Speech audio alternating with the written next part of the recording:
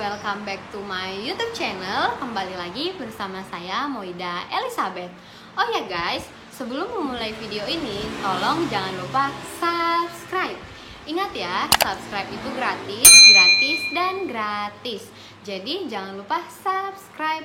Dan jangan lupa juga untuk memencet tombol lonceng yang ada di samping tulisan subscribe, agar kalian tidak ketinggalan akan video-video yang akan saya upload. Oke guys, di sini saya akan menjelaskan tentang 7 jenis simbol obat. Oke, yang pertama yaitu adalah lingkaran berisi warna hijau. Oke, simbol yang kedua adalah lingkaran berisi warna biru. Simbol yang ketiga adalah lingkaran berisi warna merah dan ada huruf K berwarna hitam. Simbol yang keempat adalah lingkaran yang di dalamnya berisi bentuk daun. Biasanya dituliskan dengan tulisan jamu pada bawah simbol. Simbol yang kelima adalah lingkaran berisi bintang, 3 bintang. Dan biasanya di bawah simbol ini dituliskan obat herbal terstandar. Simbol yang keenam yaitu adalah berbentuk serpihan salju berwarna hijau. Dan biasanya di bawahnya itu dituliskan fitofarmaka. Oke, dan simbol yang ketujuh yaitu adalah berbentuk plus berwarna merah. Di sini saya tidak mempunyai contohnya, tetapi dalam penjelasan video nanti saya akan membuat contoh dari simbol berisi plus berwarna merah. Oke guys, di sini saya akan menjelaskan fungsi dari simbol-simbol yang ketujuh tersebut. Oke? Ini dia videonya. Oke guys, di sini saya mulai dengan lingkaran yang berwarna hitam dan di dalamnya isi berwarna hijau. Yaitu obat ini dikatakan obat bebas. Kenapa dikatakan obat bebas? Karena memang obat ini boleh dibeli di pasaran ataupun maksud saya di warung ataupun di apotik, boleh dibeli secara bebas tanpa menggunakan resep dokter. Adapun beberapa contoh obatnya yaitu adalah seperti ini, ada Novagesic, Stanmol tablet, Stanmol drop, Plantasid, dan Mygel. Terus untuk penggunaan obat bebas ini guys, biasanya telah mudah karena apa? Karena biasanya untuk dosisnya sudah ada di sini. Jadi untuk cara menggunakannya sudah tahu, sudah mengerti karena kan udah ada di belakang kemasan biasanya. Nah, ini dia. Biasanya nanti sudah diberitahu untuk cara penggunaannya. Jadi tanpa membuat kita khawatir untuk penggunaannya. Makanya dikatakan obat ini adalah obat bebas dengan simbolnya lingkaran berwarna hitam yang dalamnya berwarna hijau. Oke guys, kita lanjut dengan kedua, dengan simbol lingkaran berwarna hitam dan dalamnya berwarna biru. Obat ini itu dikatakan obat bebas terbatas. Terus obat ini itu bisa didapatkan secara bebas di pasaran. Tetapi penggunaannya kita harus cermat dan sesuai dalam aturan pakai. Biasanya ada ini contoh aturan pakainya pada kemasannya. Dan sebetulnya untuk membeli obat ini lebih baik jika kita menggunakan resep dokter. Karena kita harus hati-hati dalam mengkonsumsi obat ini. Apabila kita punya penyakit tertentu, maka sebaiknya kita harus mengkonsultasikan diri kita ke dokter terlebih dahulu. Karena apabila penggunaannya dalam jangka panjang tidak dianjurkan. Contoh obat ini ada beberapa. Di sini ada saya buat beberapa contohnya, yaitu ada Compolax, Dulcolax, Paramex, Colortusin, dan Orapropen. Dan yang paling sering itu sebetulnya dicontohkan obat CTM. Oke, kita lanjut dengan simbol yang ketiga, yaitu dengan simbol lingkaran berwarna hitam dan isinya berwarna merah, dan ada tulisan huruf K yang berwarna hitam.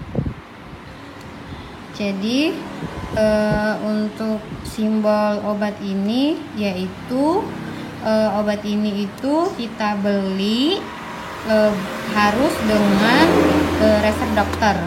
Harus dengan resep dokter. Karena apa?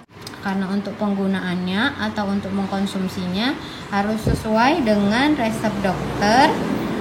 Karena dengan simbol K ini termasuk dengan obat keras. Ya. Jadi ini termasuk obat keras ya, teman-teman. Contoh obat keras ini yang lebih seringnya kita temui yaitu seperti ini, untuk meredakan rasa nyeri. Seperti ini dia, asam mefenamat gitu. Ya, ini ada beberapa contohnya.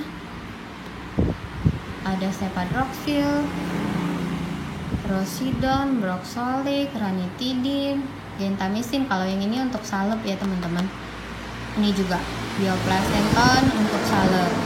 Oke, ingat ya teman-teman. Jadi obat dengan lingkaran berwarna hitam dan di dalamnya berisi warna merah serta terdapat huruf K yang berwarna hitam, obat ini dikatakan juga obat keras.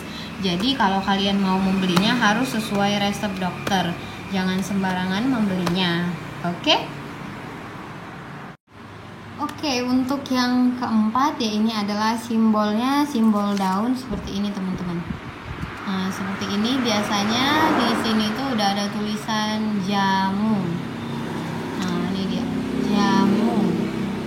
Nah, jadi ini itu adalah obat tradisional. Obat ini memiliki kandungan tanaman sebagai bahan-bahan utama yang diolah secara tradisional. Biasanya ya seperti produk jamu-jamuan juga ada ya, seperti produk seperti ini. Ada madu, ini cimolserin, kurkumasir, ambeven, pengkita, pengelinu jamu. Oke, adapun contoh lainnya yaitu seperti tolak angin, pegelinu, kuku bima, beras kencur, ada banyak lagi ya, teman-teman. Biasanya pada obat ini sering orang mengatakan obat herbal. Oke, bahan dasarnya seperti yang tadi, diolah dari tumbuh-tumbuhan atau tanaman.